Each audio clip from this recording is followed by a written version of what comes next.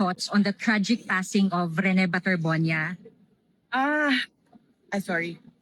Unang-una nakakalungkot na ganun yung nangyari no sa isang estudyante at sa isang promising na athlete natin sa bansa.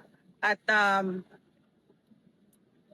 pakiramdam ko kulang na kulang yung response ng Ateneo sa nangyari, hindi lang kay Rene, no, doon din sa isang foreigner na player din ng Ateneo na namatay.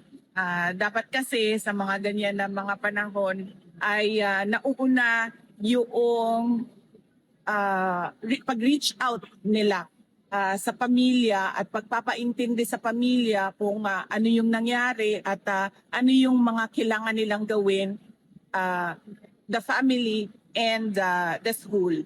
So pakiramdam ko ay malaki ang pagkukulang ng paaralan sa pagbigay suporta sa pamilya. Lalong-lalo na hindi ito ordinaryong pangyayari, no? Ito ay pagkamatay ng isang estudyante.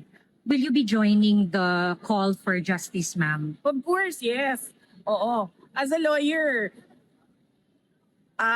actionable yung nangyari para sa akin. Actionable talaga yung nangyari. Hindi ko na lang gatungan yung pamilya kasi alam mo, yung mahirap yung pinagdadaanan nila ngayon. Iniisip pa nila yung grief na pinagdadaanan nila, yung araw-araw magigising ka na wala na yung anak mo. So ayaw ko gatungan, pero dapat sila pagkatapos ng lahat ng kanilang kailangan gawin para sa burol at pagpapalibing ng kanilang anak ay umupo sila at mag-isip kung ano yung dapat na gawin nila para magbigyan ng hustisya yung kanilang anak. Gawin nila, ibig ko sabihin, gawin nila legally at magkonsulta ng abogado. Bibisita ka, ma'am, sa ADU?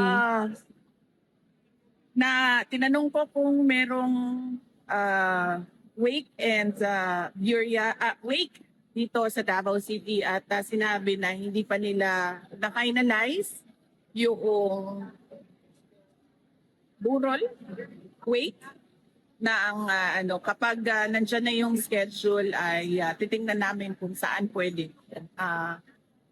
saan kami pwede makiramay sa pamilya.